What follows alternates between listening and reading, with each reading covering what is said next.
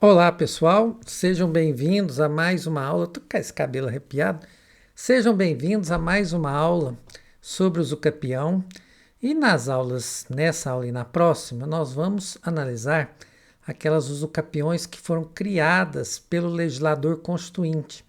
Por isso são chamadas usucapiões constitucionais, embora estejam dentro do Código Civil.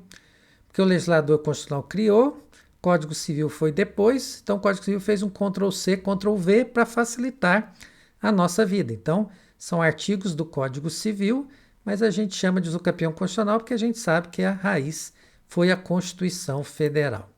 E aí vocês sabem, né, Constituição Federal de 88, né, o segundo texto mais belo que existe nesse país, porque o primeiro é o hino do Flamengo, né? Então vocês já sabem a preocupação social que a Constituição Federal teve. E ela teve uma preocupação com aquela pessoa da cidade que tinha a posse de um imóvel e não tinha outro de morar mais, né? Aquele era o único imóvel. Então, a Constituição buscou dar a moradia, regularizar a moradia daquela família urbana, por isso que chama usucapião pró-moradia.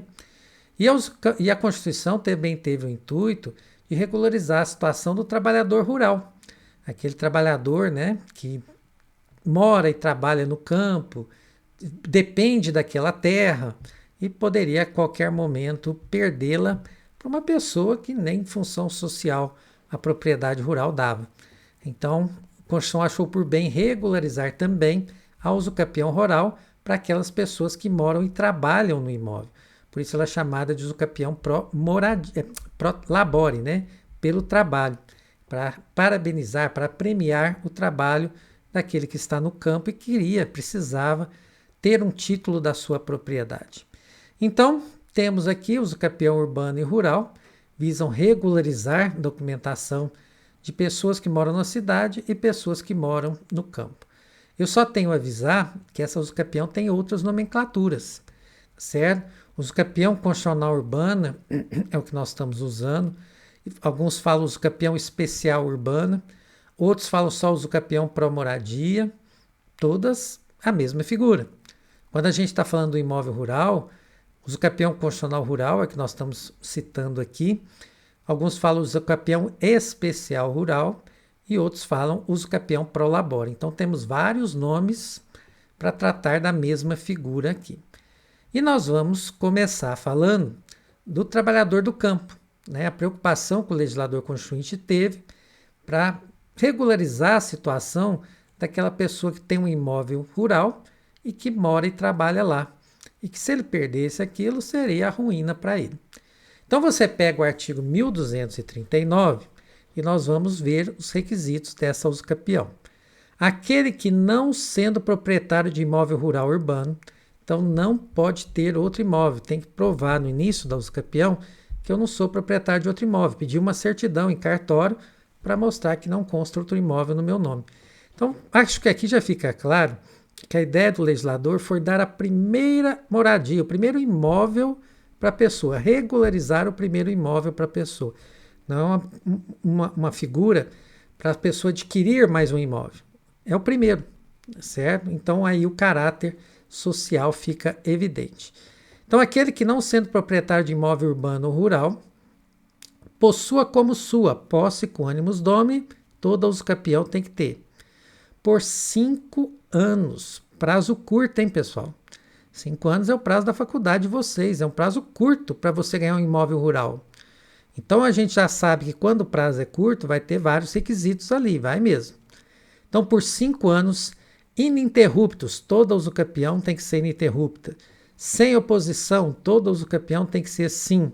Área de terra em zona rural não superior a 50 hectares. Pessoal, uma área de 50 hectares, né? Se você for pensar o tamanho, ela não é pequena, não. Mas para uma área rural, ela também não é uma coisa gigantesca. É uma área que o legislador pensa o seguinte: olha, é uma área razoável, tá certo?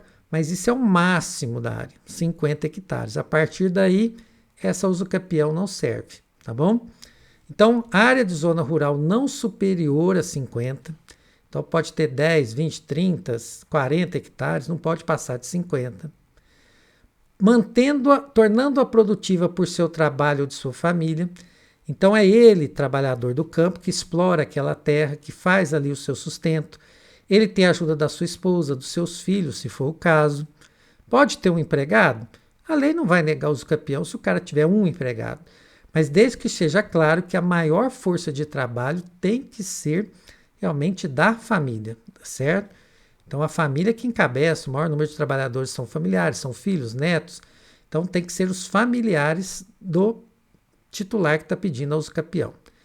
Tendo nela sua moradia, então além de produtiva, né, por ele mesmo, eu que ponho a mão na terra, eu que tenho que morar lá.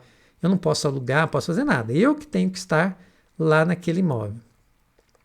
Adquirir a propriedade.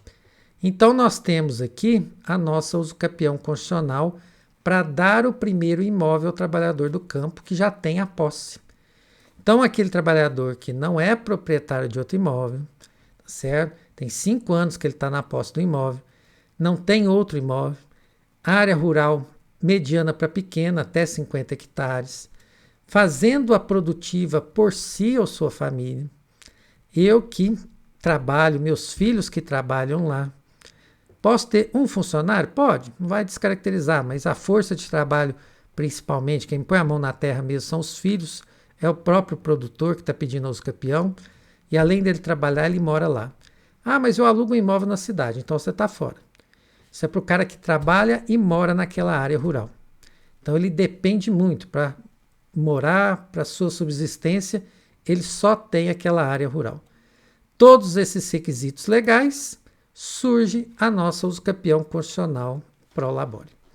Tá bom? Algumas questões atuais sobre essa Constituição para o trabalhador rural. Não sei se vocês já ouviram falar de módulo rural, pessoal. Módulo rural, isso é regional, tá? Cada região do Brasil, eu estou falando região assim, não é o estado não. Aqui no estado de Minas nós temos várias áreas com módulos rurais diferentes. Então, as pessoas, o governo entende que determinadas áreas precisa ter uma área mínima da zona rural, daquele imóvel rural, para aquela área ser produtiva. Para que não seja uma área que você não tem condição, é tão pequena que não tem condição de fazer nada lá para tornar aquilo produtivo.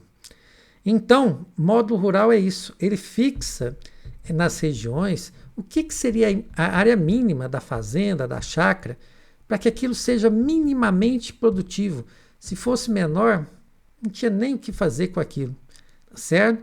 Então, módulo rural existe e ele é regional. Cada pedacinho de região tem o seu módulo rural. E aí a dúvida que surgiu é se eu tiver a posse de uma área que seja menor que o módulo rural, eu posso pedir o usucapião dessa área? Certo? Porque o que a gente estudou no Código Civil falava de uma metragem máxima, 50 hectares. Eu não estou lembrado, e vocês também não, da gente ter visto uma área mínima. Mas existe uma lei que fala, o módulo rural tem que ser respeitado, porque senão não dá registro, a área rural é muito pequena, improdutiva. E aí surgiu essa dúvida, né? Será que eu posso pedir o usucapião constitucional rural numa área que seja menor do que o módulo rural? O STJ já analisou isso nesse RESP 1.040.296 que vocês estão vendo aí e falou que é possível sim. E o entendimento do STJ, certo? Só voltar aqui, certo? O entendimento do STJ é que não se fixou uma área mínima, fixou-se uma área máxima, é o que nós estávamos conversando. Olha esse trechozinho vermelho aí no final, certo? Assentando o legislador no ordenamento jurídico o Instituto da Usucapião Rural, prescrevendo um limite máximo de área a ser usucapida, 50 hectares, sem ressalva de um tamanho mínimo. Então, se estão preenchidos todos os requisitos do 1239, a usucapião sai, certo? Então, módulo rural para nós não é problema não. Uma forma, inclusive, que as pessoas que têm áreas menores do que o módulo rural têm para regularizar seus imóveis é o usucapião constitucional rural. Outra questão, posso ter soma de posses? 5 anos, eu posso comprar a posse de um cara que tem 2 anos lá, e mora e trabalha, e eu ficar só mais 3? Pessoal, olha como é que está no artigo de lei. Tornando-se produtiva por seu trabalho, ou de sua família, tendo nela a sua moradia, não é moradia de outras pessoas. Então, nesse tipo de usucapião constitucional, por esse caráter de social, né, que temos nessa usucapião constitucional, não existe possibilidade de somar posses, viu? Não tem. Então, isso é para o cara que já está lá há 5 anos, ele mesmo morando e trabalhando naquela área rural. E isso é confirmado por um enunciado do Conselho da Justiça Federal, enunciado 317, que fala que a cessão de posse, a soma de posses, não encontra aplicabilidade relativamente aos artigos 1239 e 1240. 1239, nosso usucapião constitucional rural, que estamos falando agora, e 1240 é o que falaremos na aula seguinte, usucapião constitucional urbana, para dar a primeira moradia para o cara da cidade. Então, nada de somar posses aqui, tá bom? É para o cara que está lá mesmo há 5 anos ou mais, e aí ele tem esse primeiro imóvel, tá bom? Pessoal, usucapião constitucional rural, só isso, tranquilo, e vamos para a próxima já. Grande abraço!